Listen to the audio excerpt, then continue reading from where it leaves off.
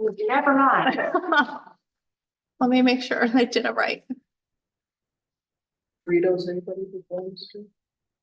If I weren't wearing braces, I would. All right, are we live?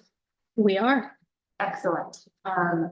Welcome everybody to the March 27th meeting of the Workforce Diversity and Inclusion Committee. And we do have quorum now with 7 members present, I think. Jordan, can you leave the gallery view when you go to campus? Thank you. Bring the speaker down more, or good folks here, okay? I think that's a question for the Zoom people. Can Zoom folks here, okay? Yep. Yes. Okay. Nice. Fabulous.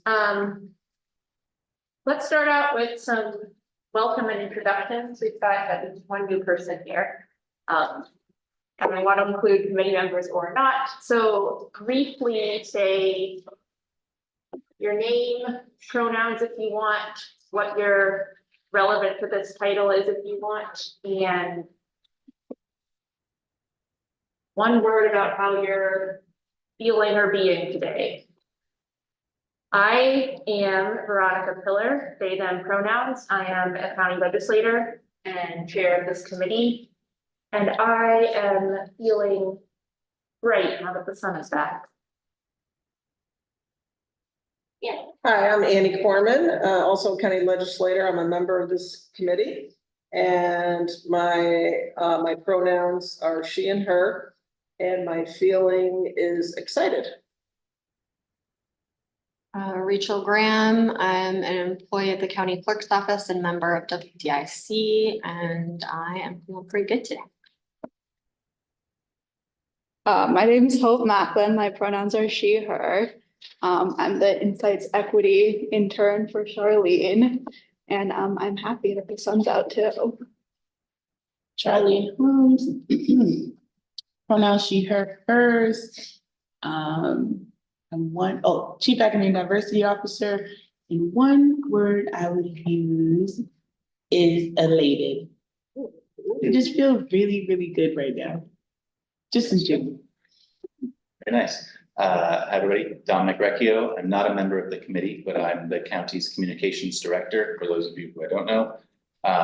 He, him pronouns, and I'm feeling a little tired. Not gonna lie, I was yawning, caught myself in a yawn, so that's me today. There. Jordan, do you want to go?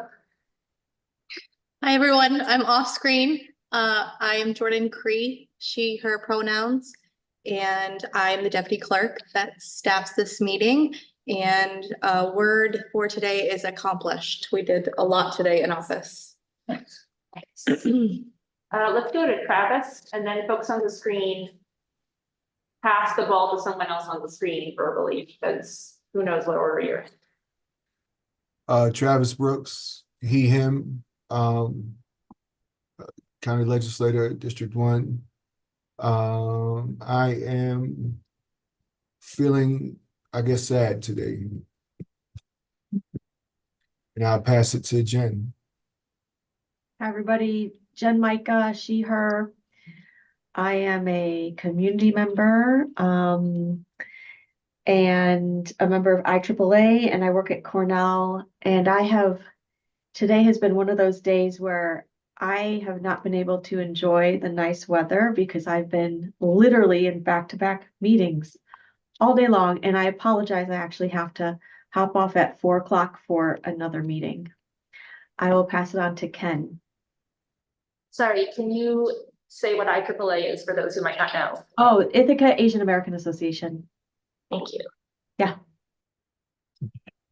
I'm Ken Clark, he, him pronouns, Human Rights Office.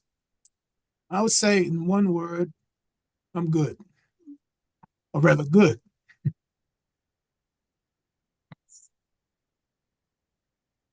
How about Lisa? Hi, everybody. Lisa Holmes, County Administrator, she, her pronouns. And I'm feeling solid. I'll use that term. And let's see, I see Dina with us. I'm Dina Badner, the Deputy Commissioner, Department of Social Services. She, her pronouns, and I'm feeling steady, kind of balanced. Robert. Hi there, everybody. Rob Brown here. I'm a community appointee from Lansing and the finance director for Cornell Cooperative Extension of Tompkins County. Thank you. And I think that is everybody. Are there any changes to the agenda? Hearing none, next up, Dominic, our communications director, is going to talk about the website. Context for this, one of our goals for the year was to actually spruce up the workforce diversity inclusion website. It is, I think, right now a little traffic page on the county website. You can find it at tompkinscounty.gov/workforceDI, all one word. And then within that is a page for this committee that needs to be updated. But also, the whole county website is in the, I think, early stages of the process of being completely overhauled. So to get context for our little corner of it, we've got Dominic here to share. Great, thanks. Yeah, I can give a brief overview and answer some questions as we go along. I know there'll be more sort of decision-making by the group as we go forward. Happy to chime back in future meetings or other conversations as needed. So as Veronica mentioned, we are trying to find the right word for it. I think revamping is probably the best way to put it, the county's website. And that involves moving from the current content management system that we have, the current look and feel that you see, to an entirely new vendor to do the website, who offers far more modern technology. You know, it's a much bigger company that works with governments all over. And what we're in right now is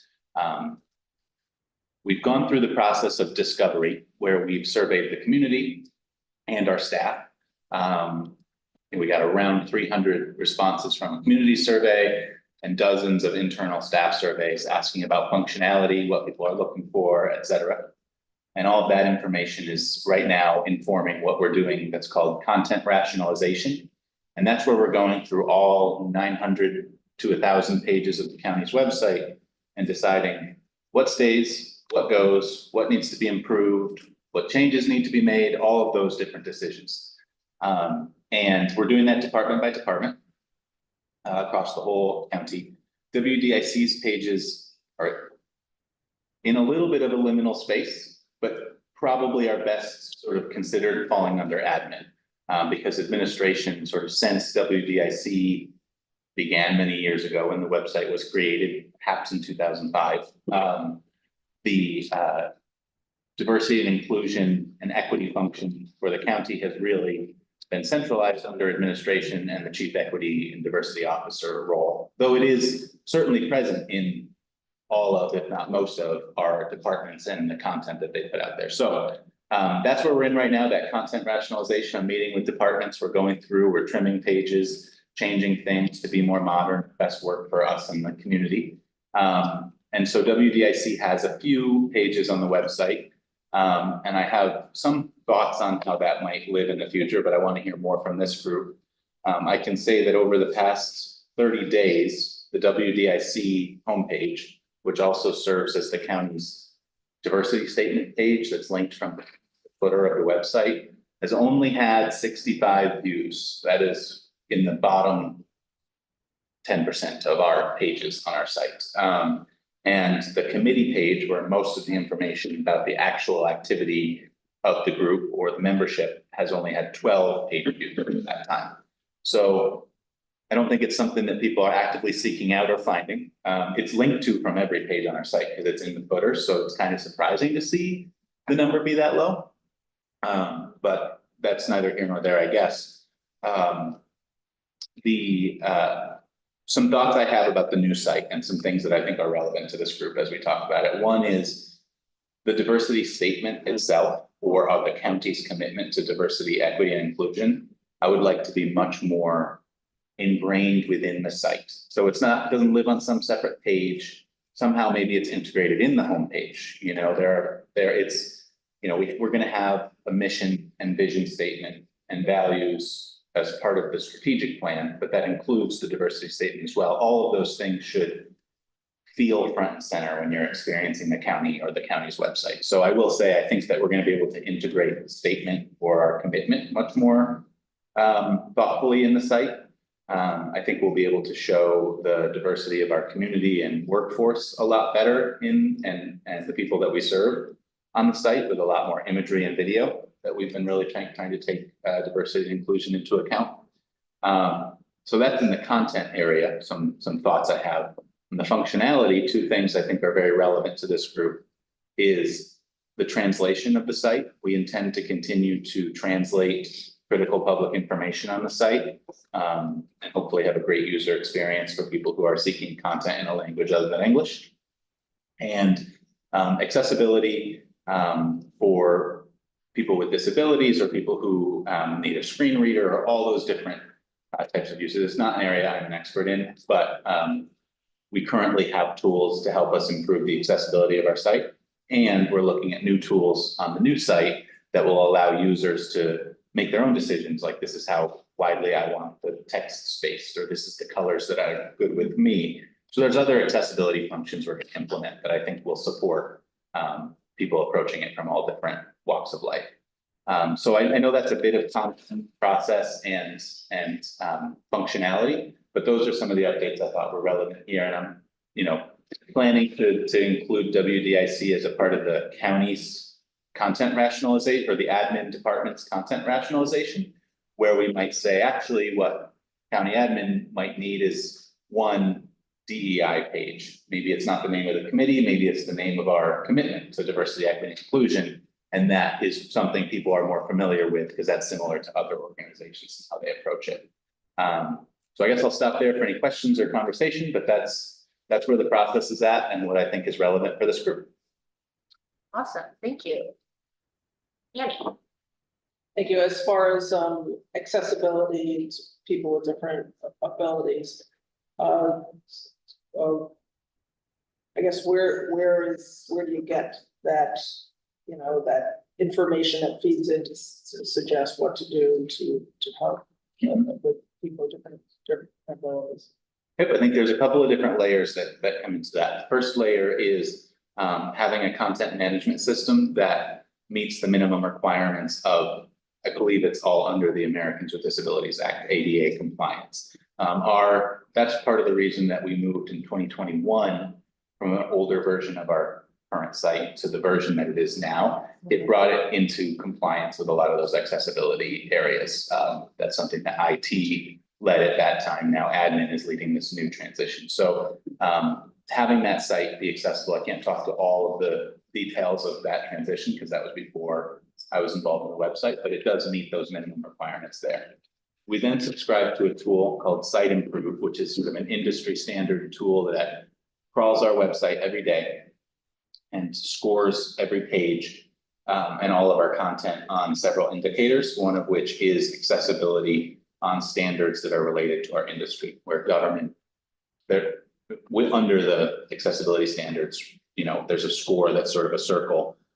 I think our accessibility score is actually the highest of our different scores. There's quality assurance and other things on there. So it's meeting those standards. It's allowing somebody who might be colorblind, who's, you know, who uses a screen reader or something that might, or, you know, who can't see the screen and wants it read to them in an earpiece. It's meeting those guidelines. So those are the typical things we talk about when we talk about accessibility. And every department has access to this Site Improve tool where they can get those scores and it will teach them how to update those pages. And then on top of that, I think where we're going to be able to go above and beyond is to input an API, sort of a software that'll connect with our website that will allow someone to select their own colors or their, you know, design their own experience on our site a little bit more actively. So I can bring back an example of that further in the process, but that's sort of how it works, how we meet our compliance goals on that. Yeah, I hope to see that later. Thank you. Awesome. Other questions, comments?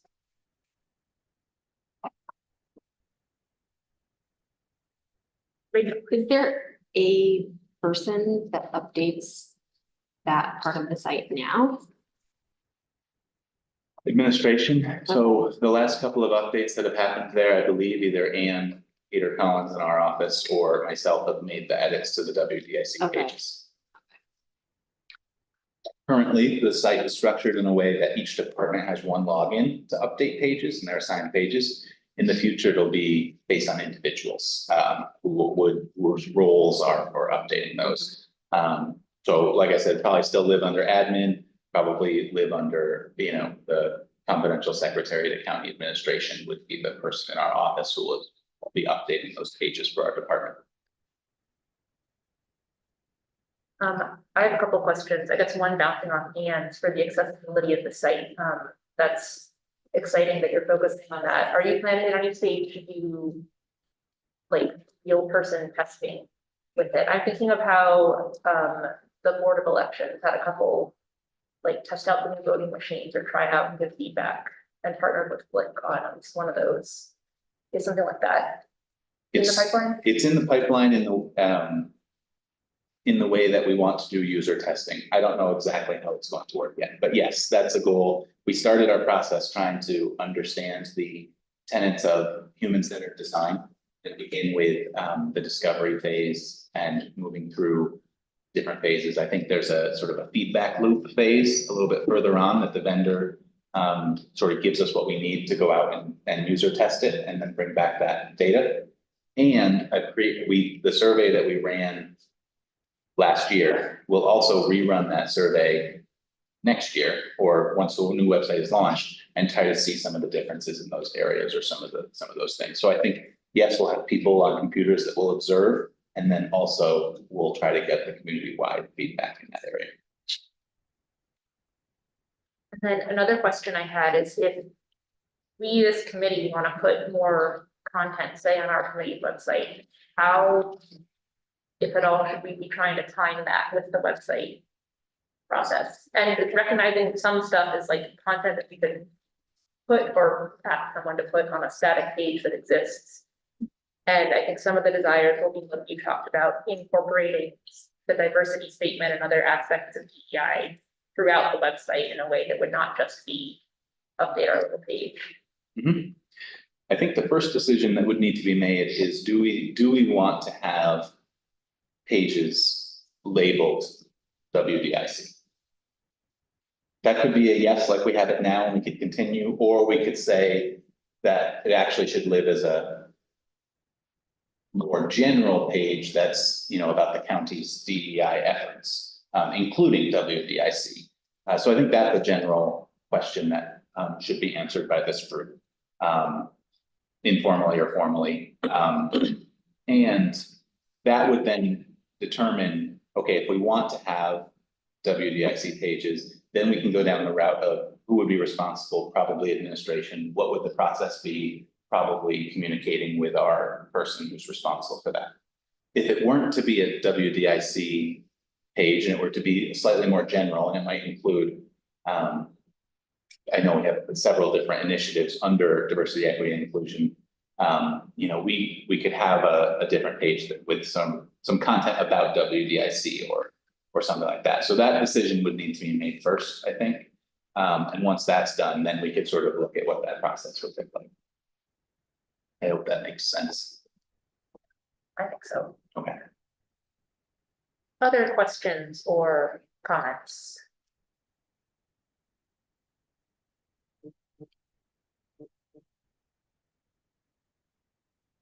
I just add one note. I think one thing that's a challenge to keep in mind is that this is a page that I think has had fits and starts in the past nearly 20 years. And there's, I see when I look at the pages, a desire to share resources with the community, to fill in some of the gaps in telling the county's story of diversity, equity, and inclusion.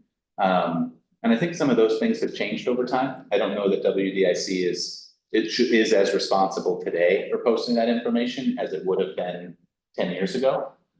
So when I look at it, I think that it also it becomes outdated relatively quickly. This is a fast changing world of diversity, equity, and inclusion in our organization and outside. So unless the committee has a commitment to keeping that content updated on a pretty frequent basis, going simpler might be more beneficial in the long run. There are some, I'm having this conversation with pretty much every department. And some are a little loath to give up that power to like, oh, I want to keep exactly what I have. But there are pages on our site that haven't been updated in a long time. They could be, not in this case, they could be a little misleading to the public in some cases. We want to make sure we have the most accurate and up-to-date information available. So that's something to keep in mind. Can we update what we say we want to update? That makes a lot of sense. Thank you. Mhm. And I know that's something this committee hasn't super kept up with. I still on the website topic, I'd love to hear from, well, committee members and or anyone else. I kind of want to put you on the spot, Darlene, you don't have to, on what you, what related to this committee you would want to see on the county website in general, actually, whether it's on a WDIC page or not. And maybe get some of that down in the notes and the record for going forward. Dominic, I know you have to leave in like 5 minutes. Yeah. So, That's okay. feel free to jump ship at Okay. any time. Are you putting me on the spot now or later? Yeah, I'll put you on the spot now. Because right now we've got what, a diversity statement? And a few Basic and- resources Yeah, that haven't been some of which updated are out of date. since 2018. I think the first thing, if I could be transparent, we need to assess what we're sharing with the community. Like, what is it that we would like to share with the community? What is it that we would like for the community to know about the committee specifically, and outline that very directly? And assess whether or not what's on the page is even relevant to the DEI landscape of 2024 and beyond. I think if we start there, then we might be able to build out what that communications piece would look like.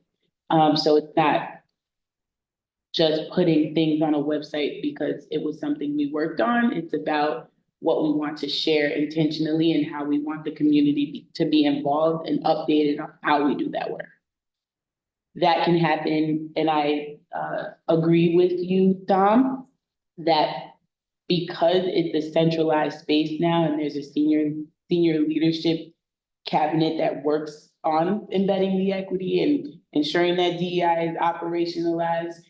From that perspective, WDIC as a addition to that work might be more beneficial, like Dom said, in the long run, where it's the county is working on this for DEI, and we outline what that looks like from administration's point of view. And in tandem with that, the special committee works on this, and it's all centralized in one space, and people can just click, and it's user friendly and it makes sense. So I would start with first assessing what we have on there now and saying, hey, we want to get rid of this, we don't want to get rid of that, and this is what we would want to communicate to the community moving forward. And that consistency, like this is our marketing process. That makes sense. And it sounds like the assessing what's on there now is like happening or going to be happening as part of the, what did you say, content rationalization phase? Yeah, learning things. But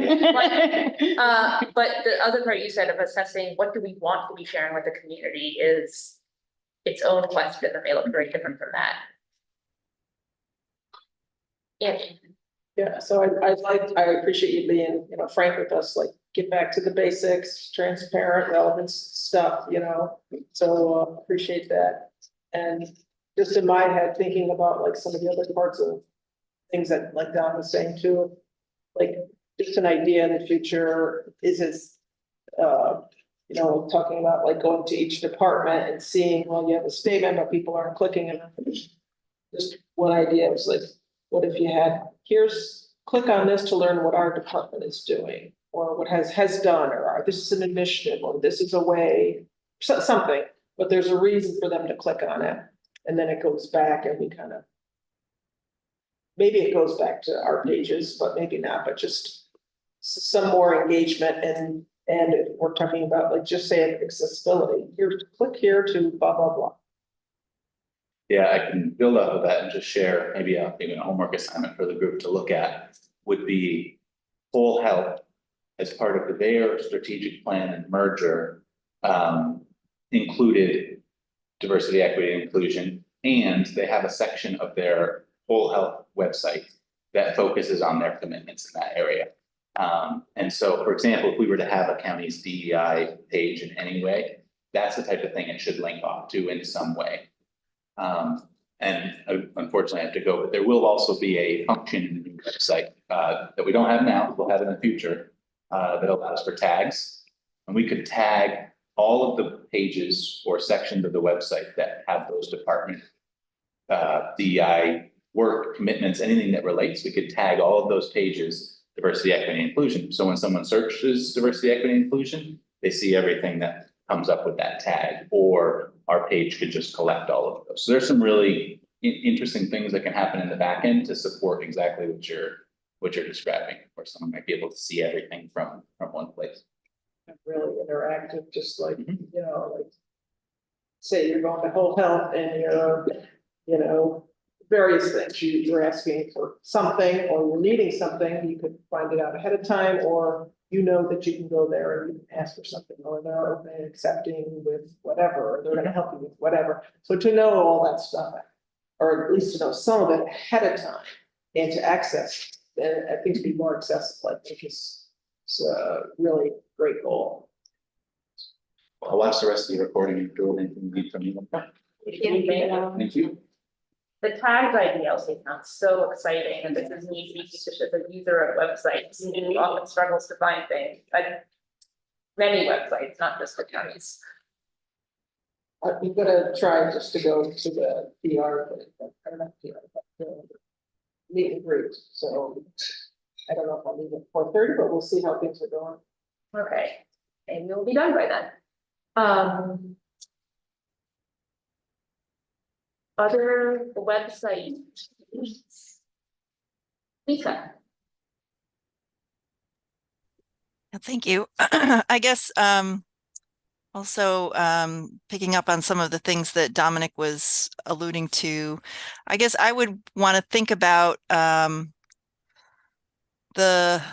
role and function of the committee, and also versus what we're doing programmatically in the county, or using the Chief Equity Diversity Officer, and knowing that there can be cross-pollination of, if there's going to be a section on the website that is related to DEI, that the Chief Equity Diversity Officer will be attending this meeting as well as others, that cross-pollination can take place.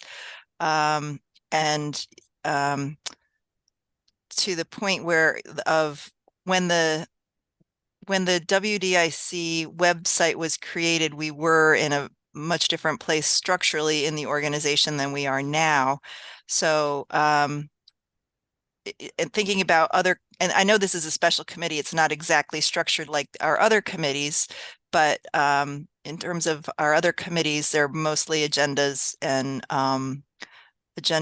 minutes. Do we want the WDIC website to look like that, and have it cross-referenced with the other more actively managed sites by staff that would be featuring more of both the internal and external DEI related programming with the county? That's kind of how I'm thinking about it, and I'm happy to take a review and look at it, with the goal really of just making sure that we have the best system in place, that where the material is going to be paid attention to and refreshed as often as possible, so that we don't have stagnant information. Thanks, Lisa. That's a good point. And I do think any plans we make should not assume that members of this committee will magically start updating the website diligently, like I don't know, has not been happening in the few years I have been here.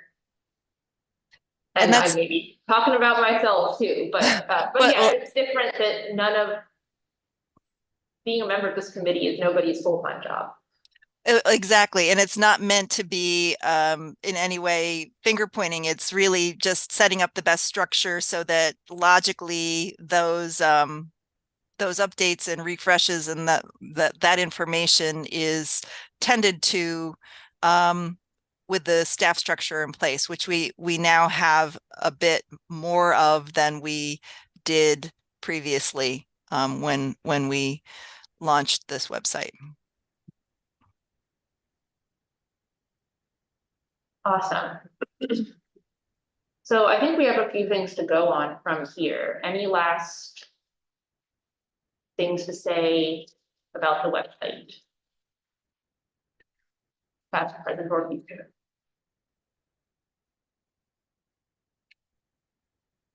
Seeing none, let us move on to the chair's report.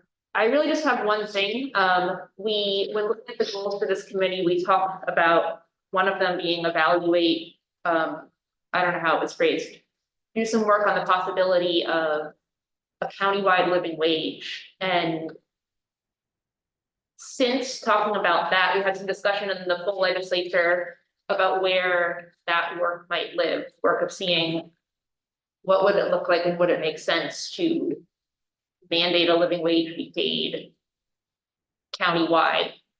Details all TBD.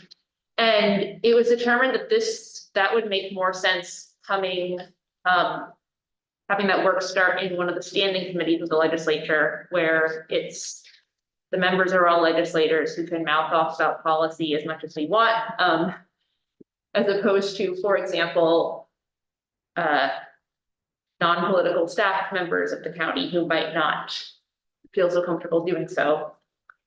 And we chose to put it in the Housing and Economic Development Committee, since the economic development relationship is relevant and reasonable.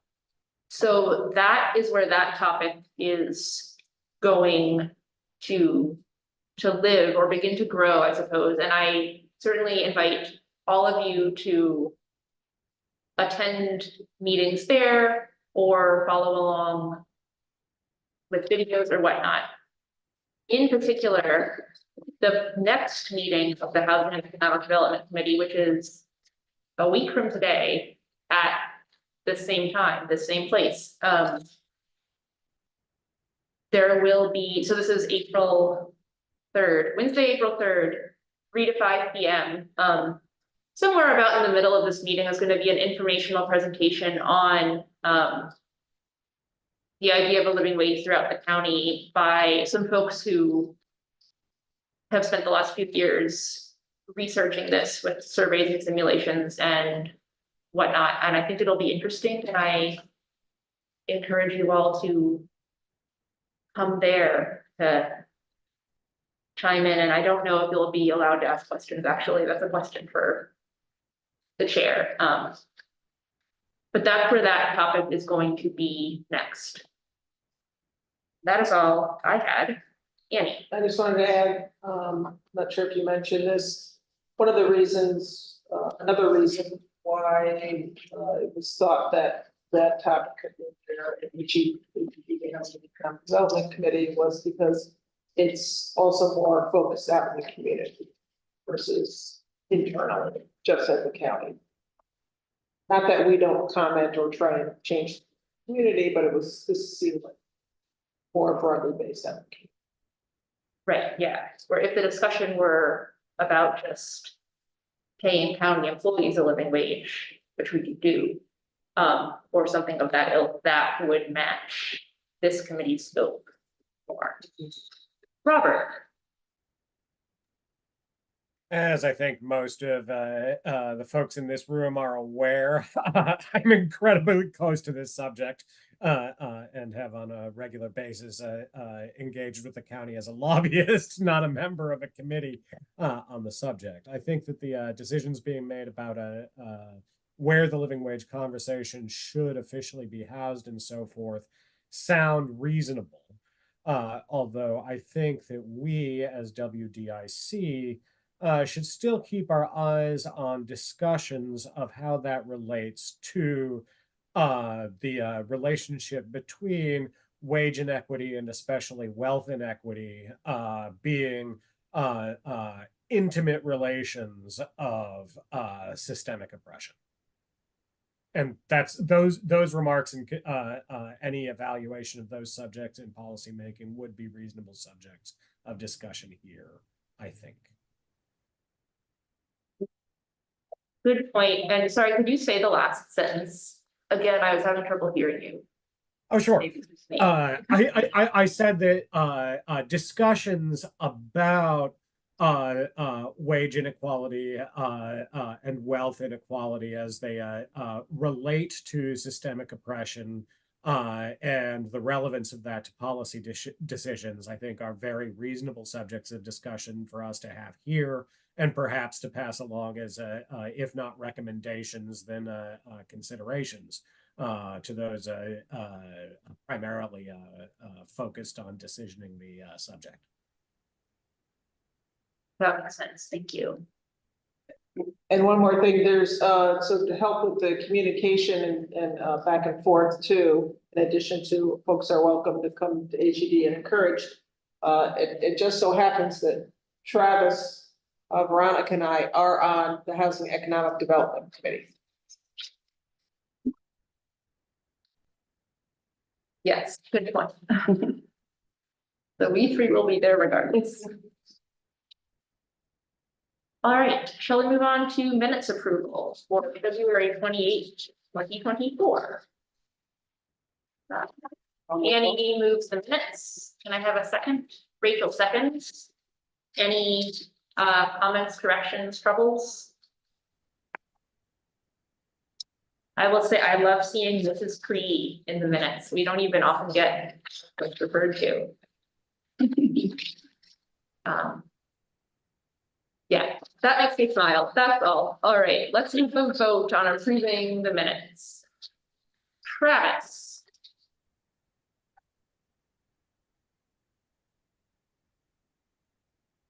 Travis, would you like to vote on approving the minutes?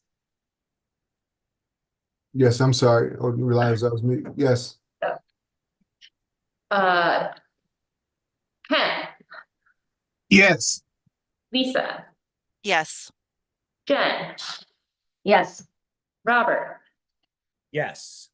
Rachel. Yes. Annie. Yes. And I'm a yes, that's unanimous.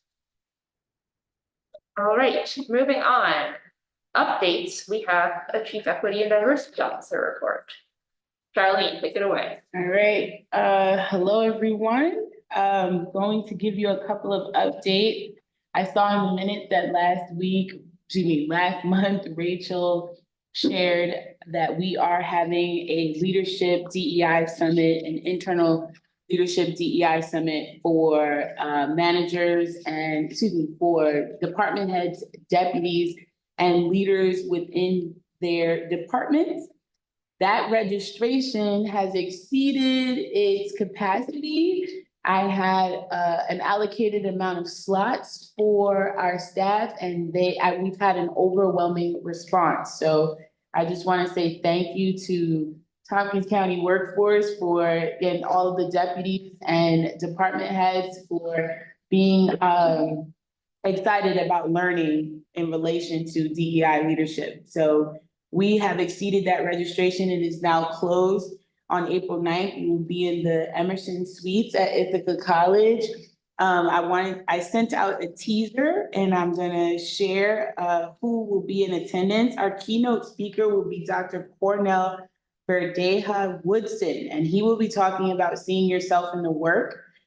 He is the co-founder of the LGBTQ e-learning and also the founder and CEO of a boutique DEIB consulting firm called Brave Trainings.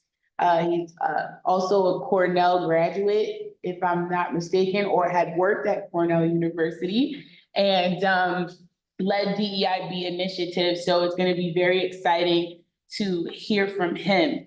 In addition, we got our Abilities President and CEO, John Robinson, to talk to us about ableism in the workplace as one of our breakout sessions. So I'm really, really excited. Our Abilities started out as a matching organization for those who had accessibility needs and matching them to employers in the Albany Capital District.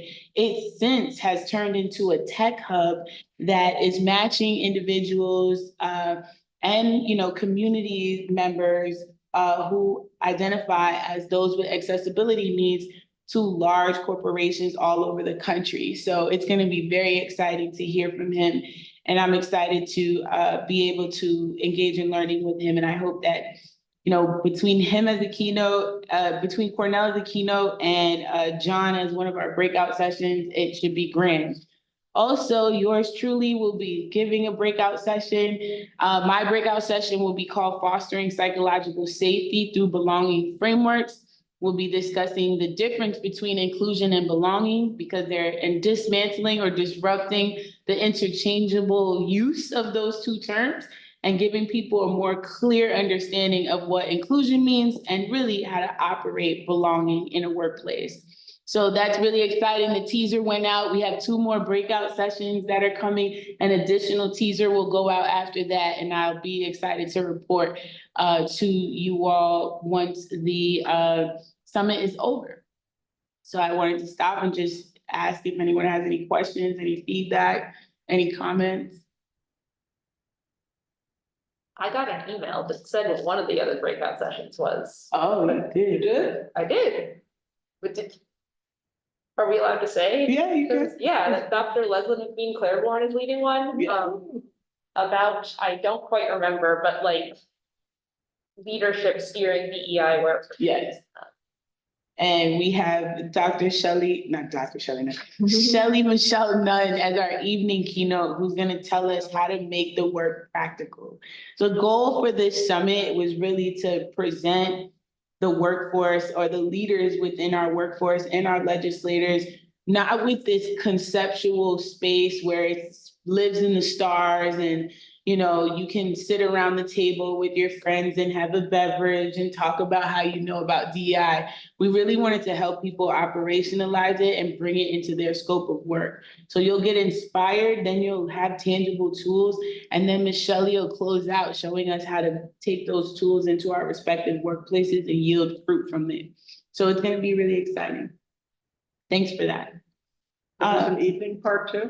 Well, it's from 12 to 5. Oh, okay. So you'll have, we have it laid out really nicely. You have lunch, we have an opportunity to network, then we'll go into our breakout session, you'll have the option to take 2 sessions that day out of the 3, and then we'll close out with that practical keynote and bid you adieu. Great. You'll get more information as we get closer to the date. The next thing is I have been heavily involved in the community these last few weeks, and I felt like I need to share that with everyone. So, one of the goals of admin for this year is the awareness around the CETO position, but in particular, the awareness around the work that's happening in relation to DEI at the county. And so I've been building a lot of relationships with BLOC, the Community Foundation, GX, Southside, and the Tompkins Chamber. I was just at an event called Unity. Can you remind us what BLOC is? Oh, BLOC is Business Leaders of Colors. BLOCs with an S, a little S at the end. Sorry about that. Who is led by Ms. Gladys Bragman. I just attended an event called Unity in Shades at the Tompkins County Chamber of Commerce, where leaders of color came into a room and the chamber asked, well, what are the barriers to influencing business leaders of color to gain a membership at the chamber. So I was able to provide that feedback and talk about how the county has been in conversations around how we could do the same thing in terms of our MWBE utilization and ensuring that we're looking at small businesses in the community and providing that access to contracting.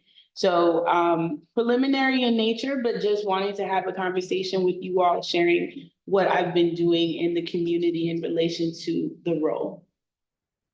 What is WBE if people don't know? Thank you. MWBE is Minority Women-Owned Business Enterprises. There's also another one, SDVOB. That one I genuinely don't know. Okay, that one, the acronym is leaving me, but I will find it right now because I have my computer in front of me. So SDVOB is Service Disabled.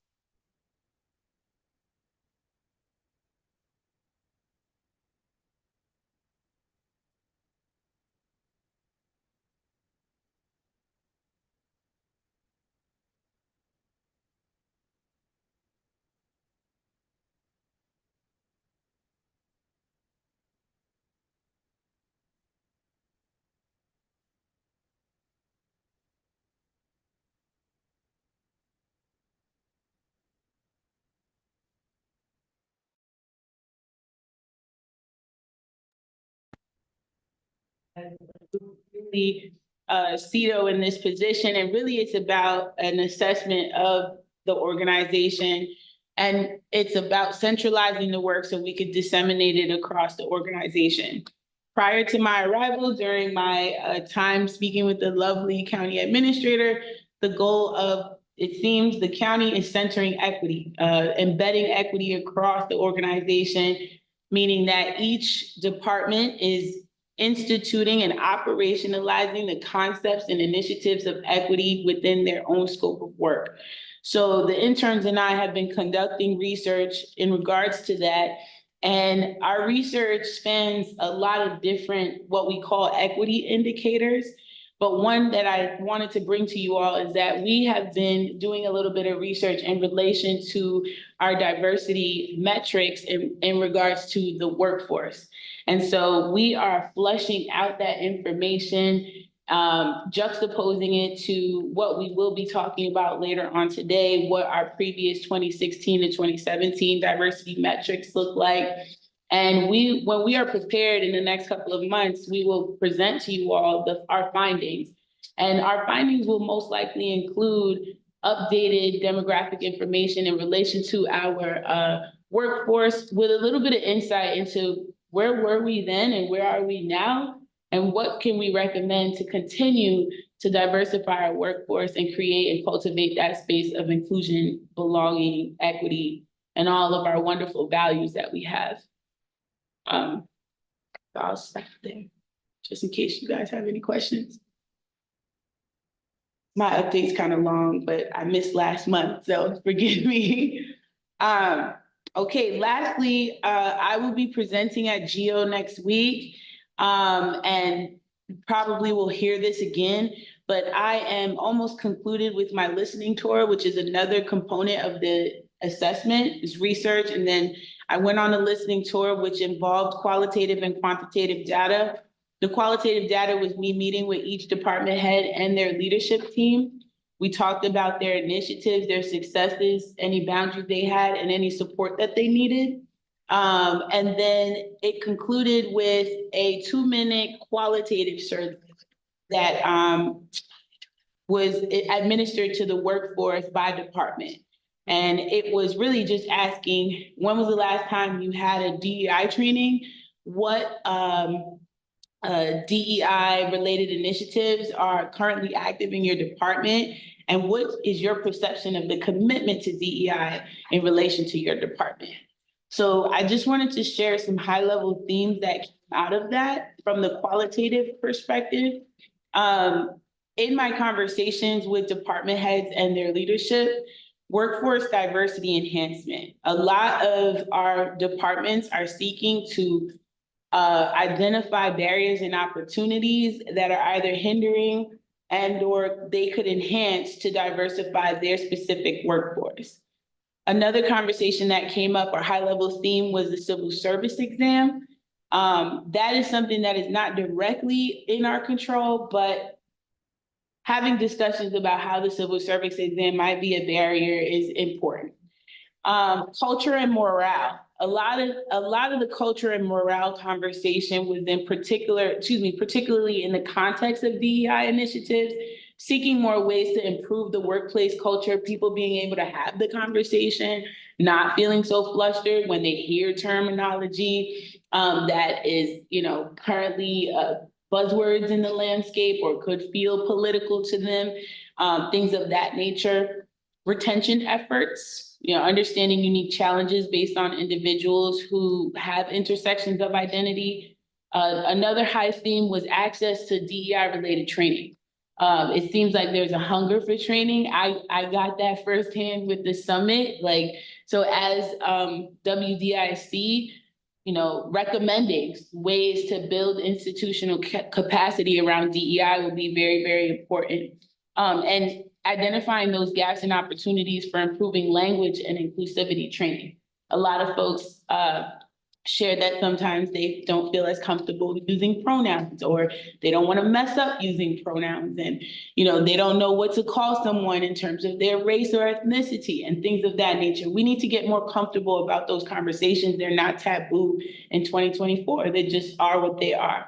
Unnoticed work of providers who have intersections of identity. So this one was very interesting. This was very human focused, human-centered, human-focused. These are the individuals in our organization that are providing that service to the community, that direct service to the community. Some providers who have lived experience and or identify as underrepresented, they identify with underrepresented community members. There's an additional layer to their work that goes unnoticed. Because there's such a lack of providers that have that type of experience, they have more work and there's a layer of pressure that comes with that to meet the expectations of the community when it's just one person, right? I have a large caseload. My community's constituents keep reaching out to me. I might not have enough time, but my manager doesn't understand that because my manager doesn't identify with my identity, and my manager doesn't understand that lack that's present in the community could place that pressure on me. So that was something that came up. And lastly, the coherent approach to DEI. A lot of folks, DEI means something different to every department. And we should tackle that directly because we want to ensure that it aligns across the organization and we're all speaking the same language. Yes, that is it. I don't want to go on any further. So if anyone has any questions or, needs any feedback or would like to give me any feedback, I'm open to it. Thank you. That was a really helpful overview, I think. Any questions or comments for Charlie on this? One of the things you mentioned regarding, something that this committee could help with was, for instance, about the trainings. Is that something you want to talk more about now or in the future? Yeah, I'd love to talk about that now. So we have community members. This is a special committee, right? You're comprised of community members, staff members, and legislators. Most of the time, when you're looking at DEI, each of those respective communities have a different lens to DEI. So bringing that richness to the table, and providing feedback, hey, I think this training or this experience would help build that this particular community's lens. Maybe we could start, I'm going to use your words, Lisa, cross-pollinating how that training might look. So you all as legislators, what would you need so that as you're making your decisions and you're impacting your communities, what would you need to ensure that that decision-making is equity focused? What would you need to ensure that that decision-making is inclusive and you're utilizing the terminology in a proper way? How can we support that at the organizational level? Same thing for our workforce, same thing for our community. So I wouldn't know a direct way to address it right now, but I think that that feedback would be very important as we start to develop like what the metrics would even look like or how we would even be able to put that together. Is that clear? Okay, because I can go on a tangent.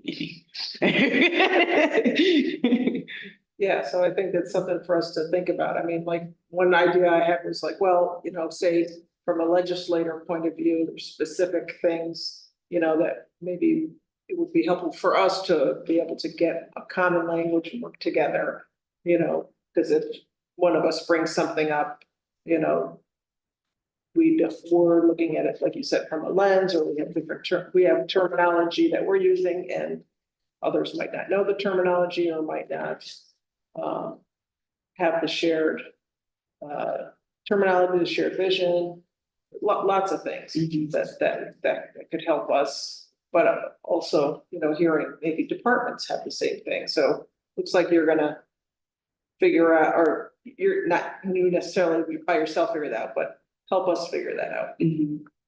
Or like for community members, I know there are times, I think Jennifer left. How do we bring in our community member? How do we bring them into our learning, right? Website, communications, marketing, things of that nature. We can do that. But how do we co-labor or collaborate with the community on these learning opportunities where they're intentional and we're learning at the same pace?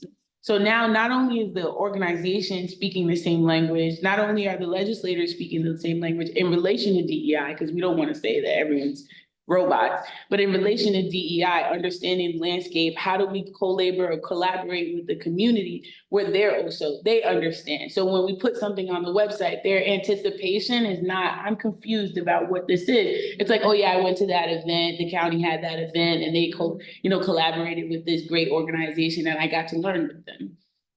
Things of that nature are very important. The topics themselves are not as important as building the relationship and the collaboration to bring people together, to just be in a space together. But that, I think we can go down a rabbit hole there, but that's how I interpret it, to build that camaraderie so that people stop feeling siloed when it comes to DEI. Thank you. Thank you. Sorry, now you've got.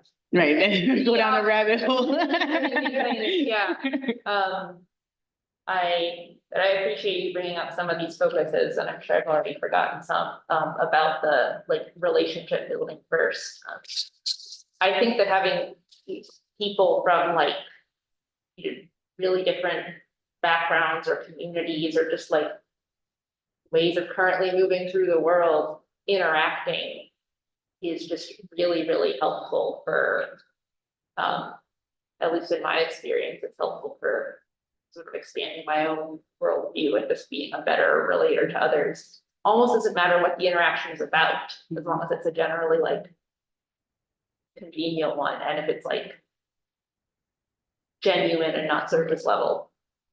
I also did, your comment about using all the same terminology reminds me of one time, one of my colleagues, the word equity was in some resolution, and they pointed out, well, this isn't equity in the WDIC sense. And it is possible they were right, but that oh, okay, we don't have a shared vocabulary is what that screams to me. So yes. Also, I'd like to just say, I know that a lot of what I'm sharing is not direct yet, but I've been here for 7 months and trying to build it out so that it makes sense. I have to report on it in layers. So I hope that every time I meet, my goal is to add an additional layer to the report out so you guys can provide your feedback and provide what it is that ask from me what you need to achieve your goals as a committee. Because I thought I was a member, but then I found out I wasn't. You are a cherished partner. Yeah. I'm a step family member. All right. Anything else for Charlie now before you move into the metrics? Can I ask a question about the metrics that you guys are studying now? So is there a specific time frame that you have? 2023. Okay. It got pulled, the last data set I got from Human Resources was pulled in October of 2023. Okay, so it'll be these same metrics that we have from 2016 and 17. Yeah, just updated. Awesome. Yes. Can't wait to see that. Okay. Thank you.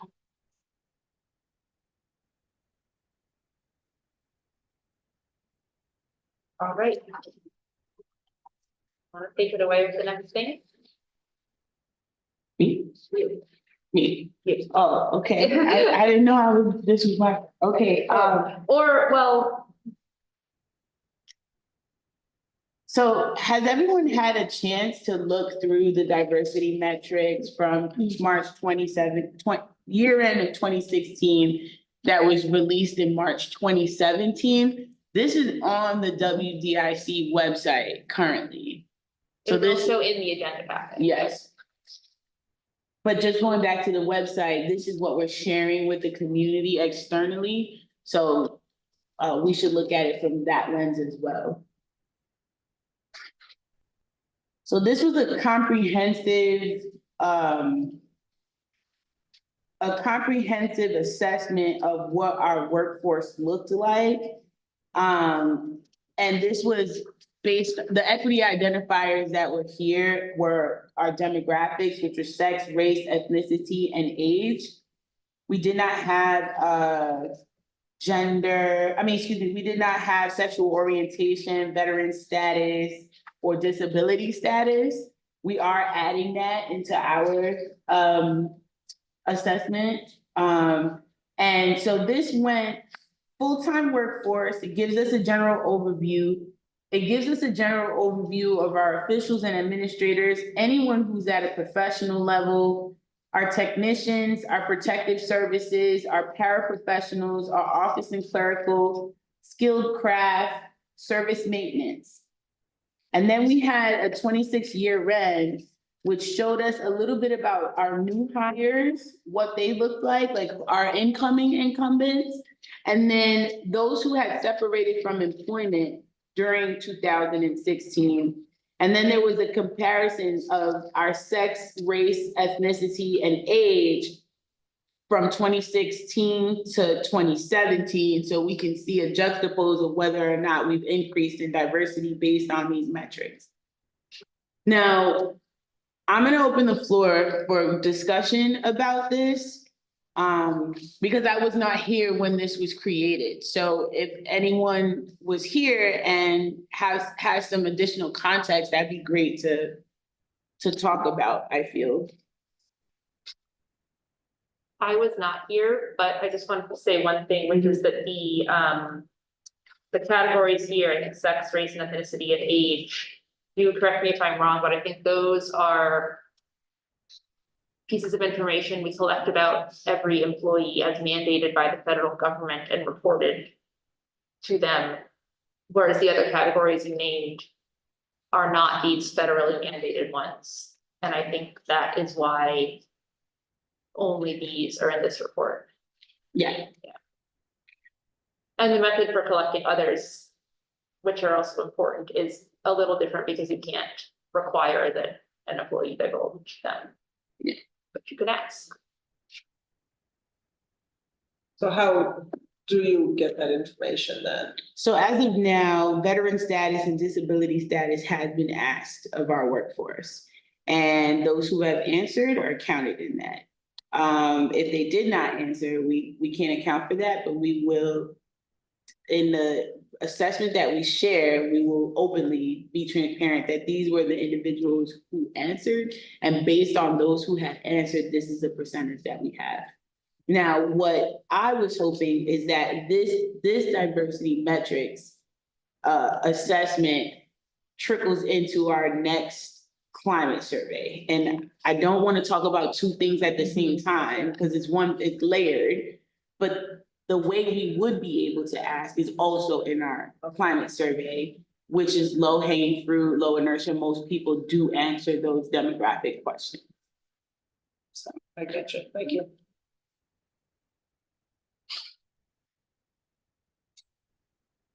I'm sorry, you had asked a question though about Yeah.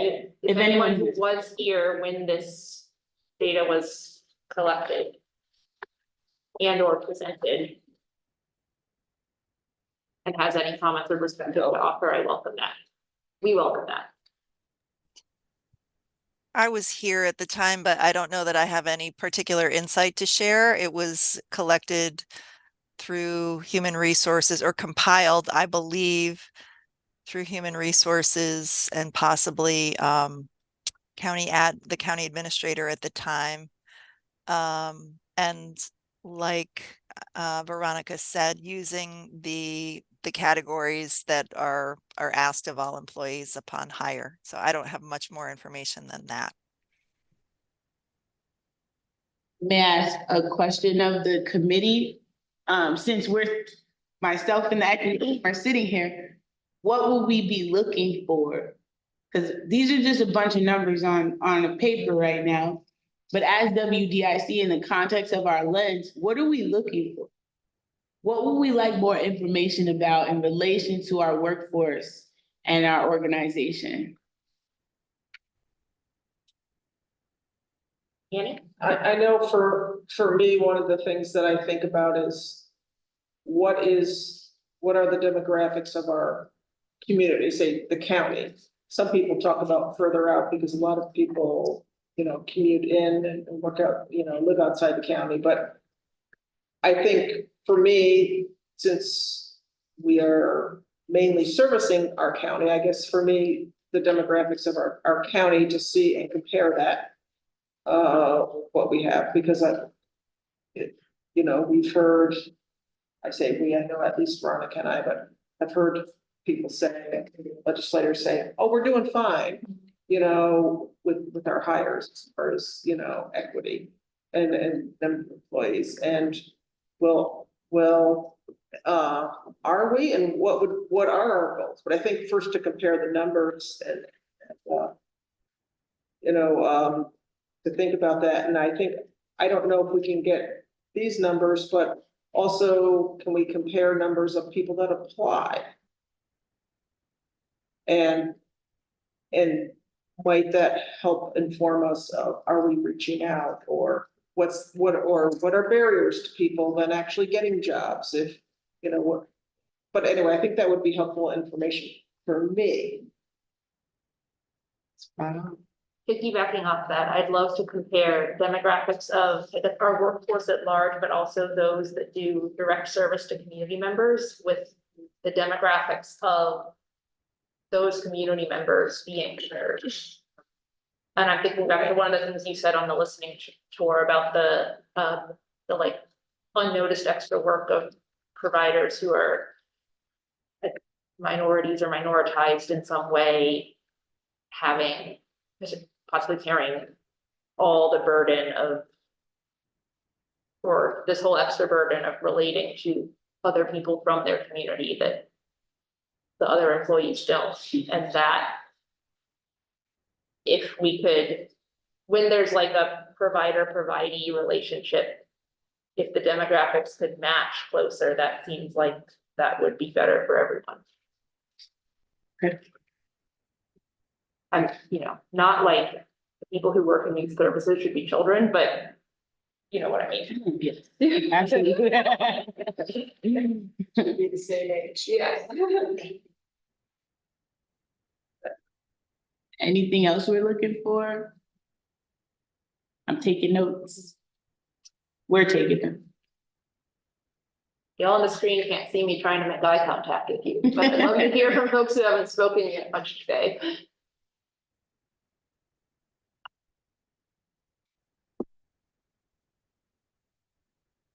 Travis, I don't know if you're trying to talk to us, but you are muted. Yes, I'm not. Somebody came into my office. I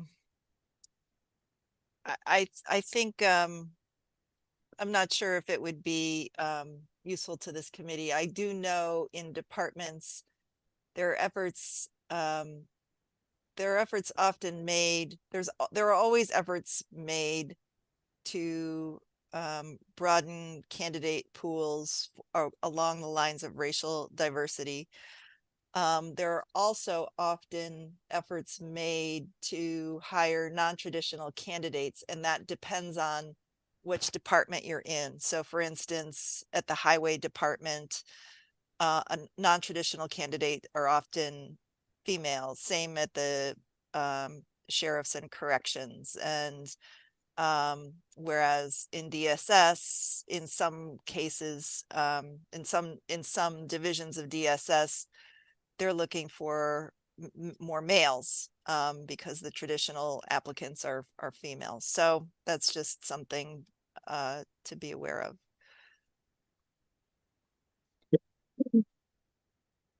Thank you, Lisa.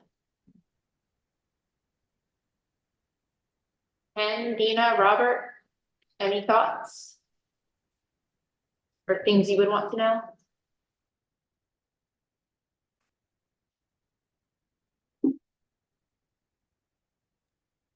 I'm good, but I'll speak up as soon as something pops into my head.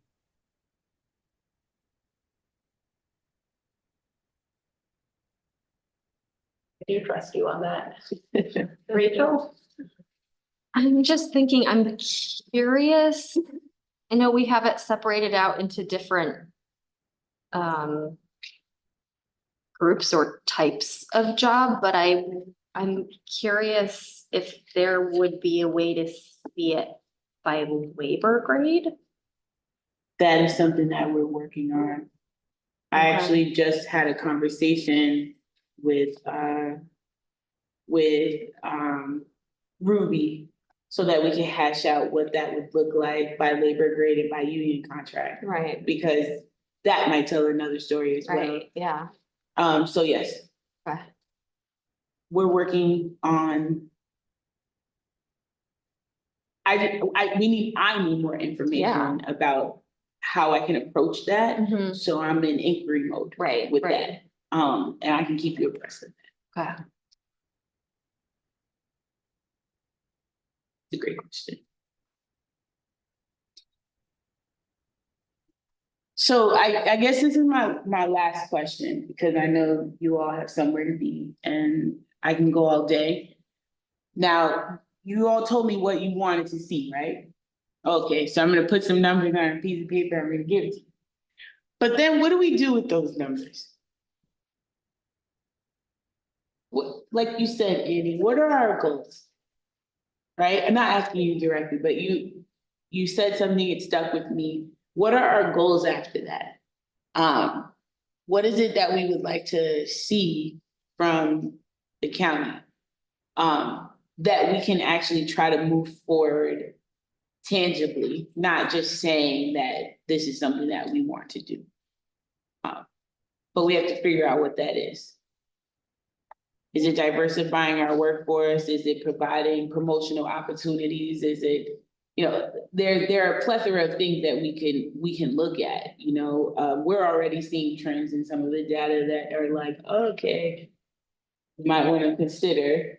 I mean, I'm not going to put you on the spot, but we talked about what we were seeing. There's some trends that we're seeing, the storyline that we might be able to extract. So it would be nice to hear from WDIC, like, you get the numbers and then what? What is it that you would like to do with it?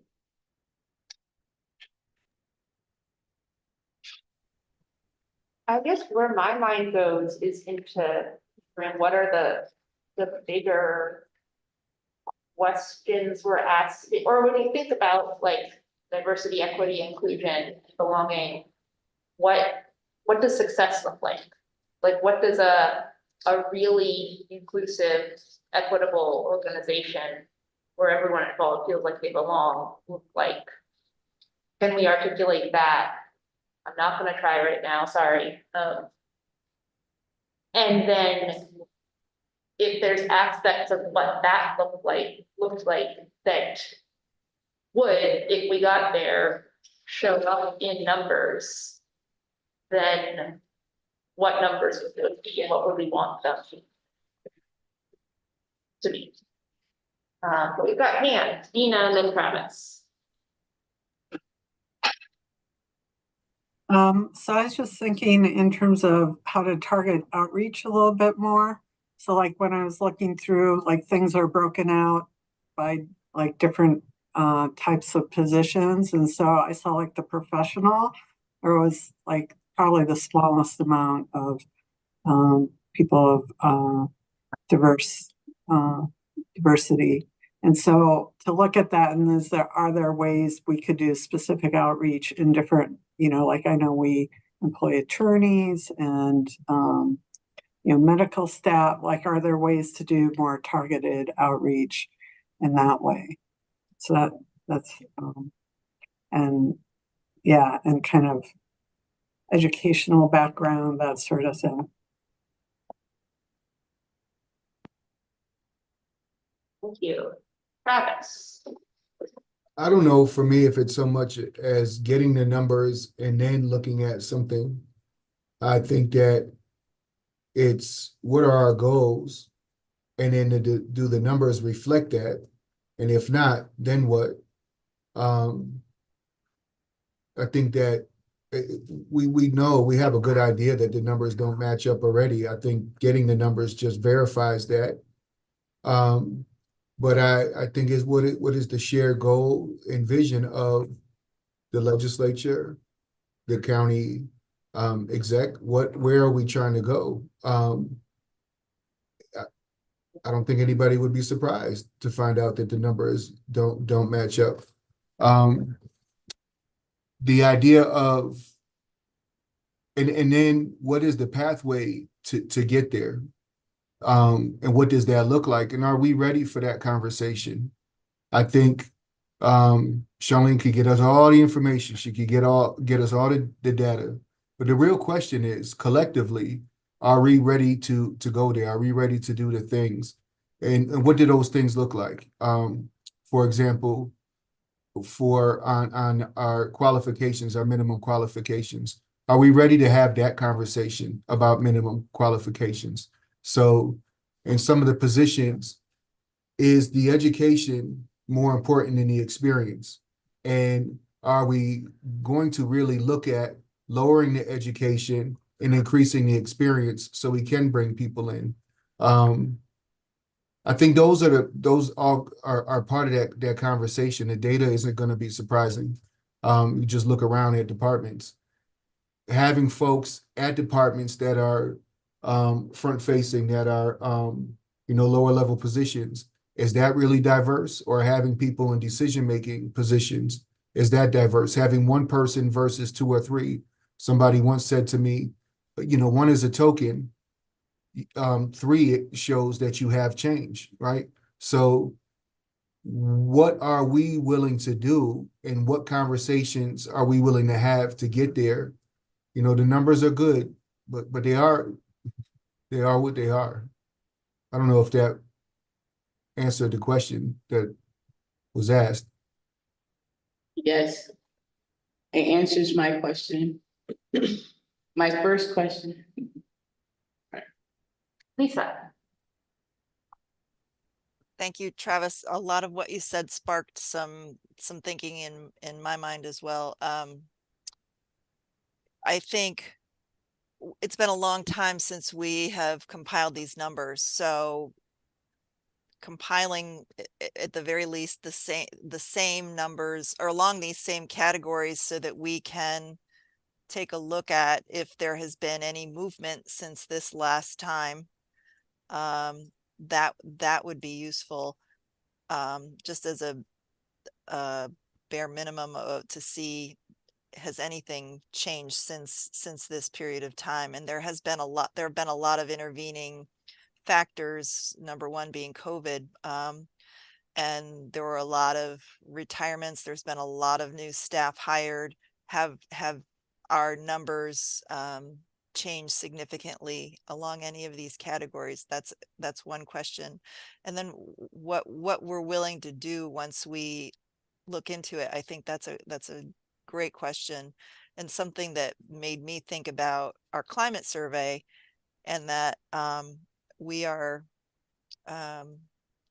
overdue to have another climate survey, and we knew that we had this opportunity to do a strategic plan, and so we have put the climate survey off until 2025. But I am really excited about the opportunity to do that again, because I think that what we've done in the past, the matching up the numbers of where we are and where we want to be, a lot gets revealed in the climate survey on the across the organization and in the department level about where there are issues around morale, where we see a constant turnover of people, turnover of staff, people of color, perhaps, that if we see these things being indicated, then that is a clear indication of areas where we need to address and do work. We don't need a climate survey necessarily to do that, but that's another source of data, hearing directly from our employees in a very systematized way of areas that we can address and follow up on. So that just came to my mind as well, that I think that those are really good tools and indicators of where we can and do very pointed follow-up work to start changing the culture of the organization and make our departments places where people want to work, want to be, and foster that sense of belonging.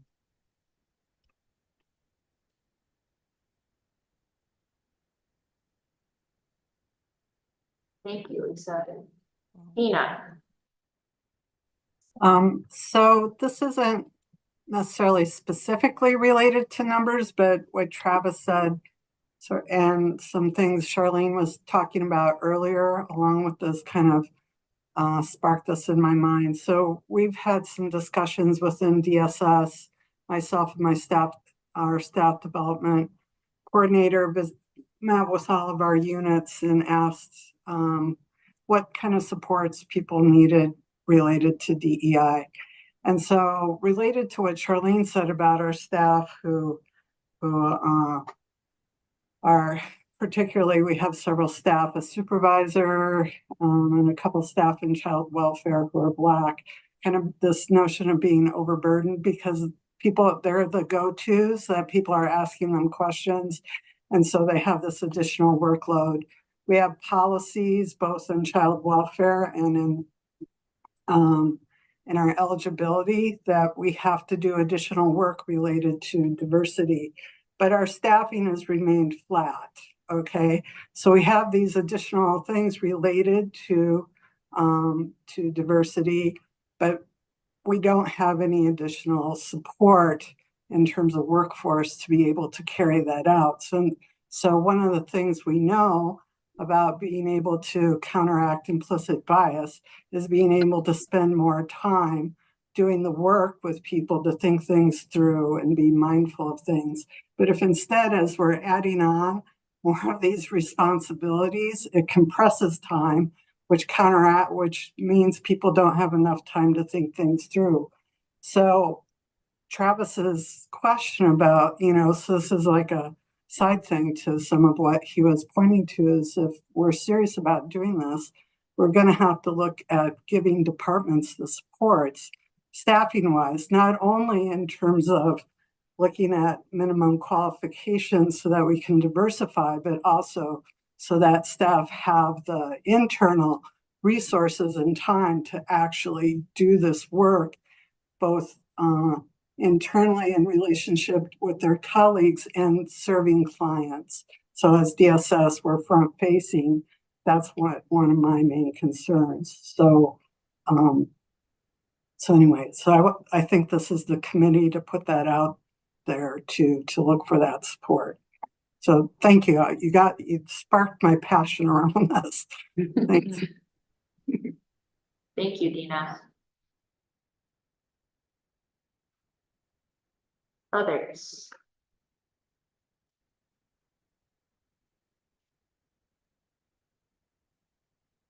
I have a thought,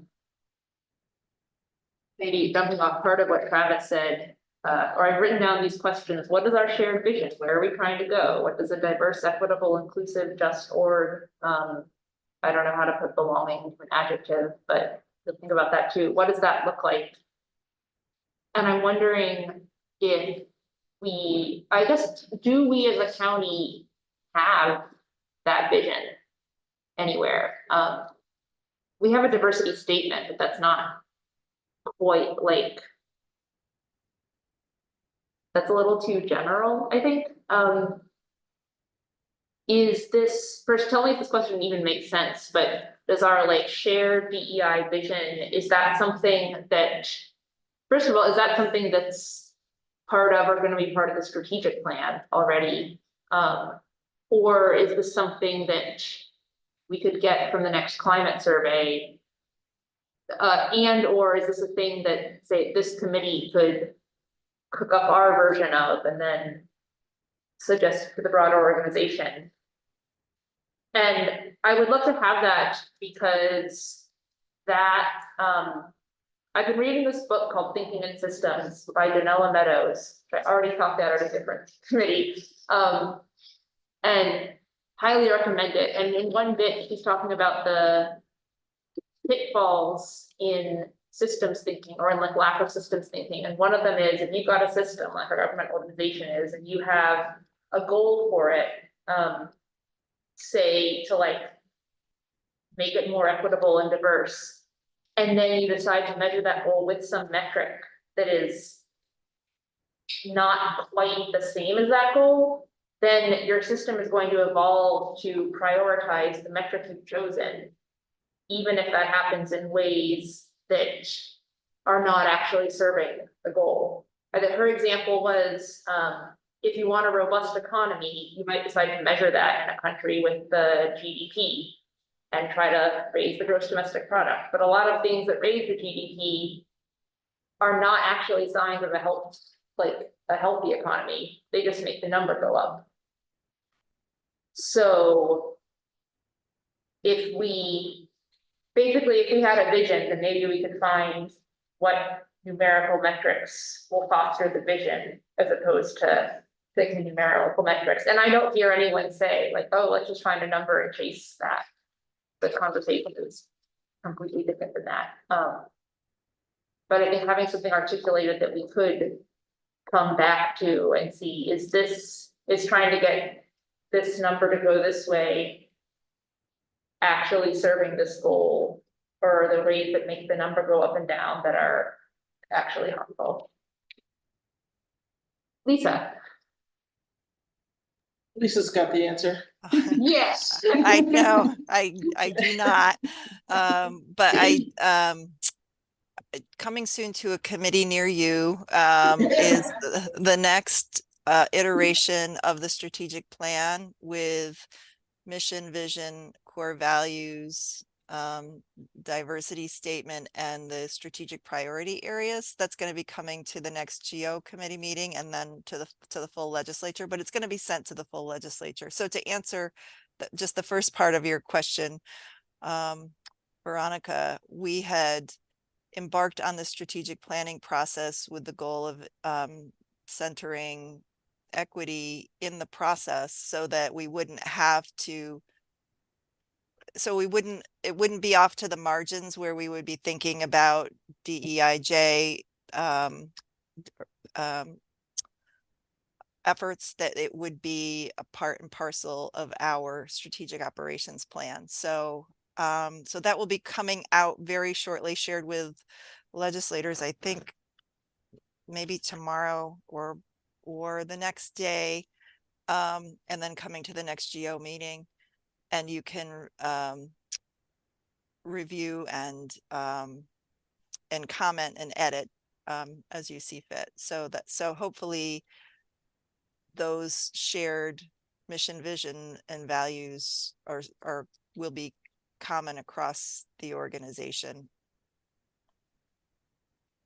Awesome, thank you. And since the next GO meeting, that's our Government Operations Committee, as I mentioned twice now, it seems worth saying, correct me if I'm wrong, but I believe it's Thursday next week, April 4th at 10 a.m. Yes. And on YouTube for future viewing as always.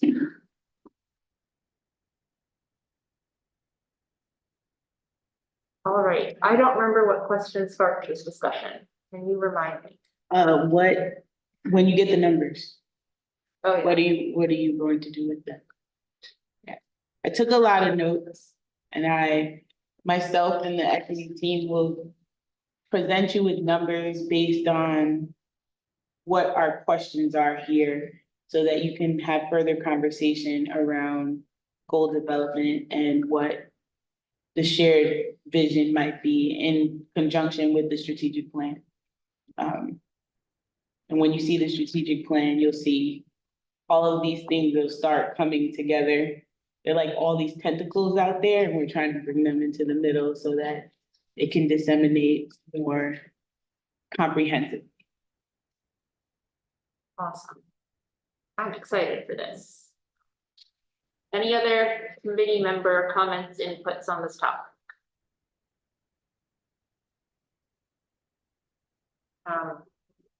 You should feel abundantly free to say no, but Hope, and I have forgotten your name, sorry. Simon. Simon, do you have anything you want to throw into the discussion?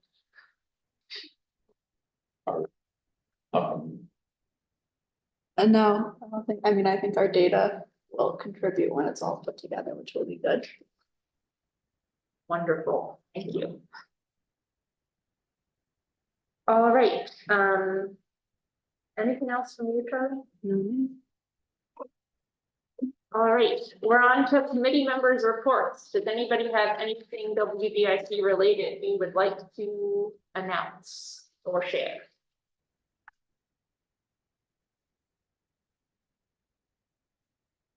Going once. Going twice. Gone is the opportunity to share until next month. And with that, can I get a motion to adjourn? I know we don't need it, but Travis moves. Does anyone second?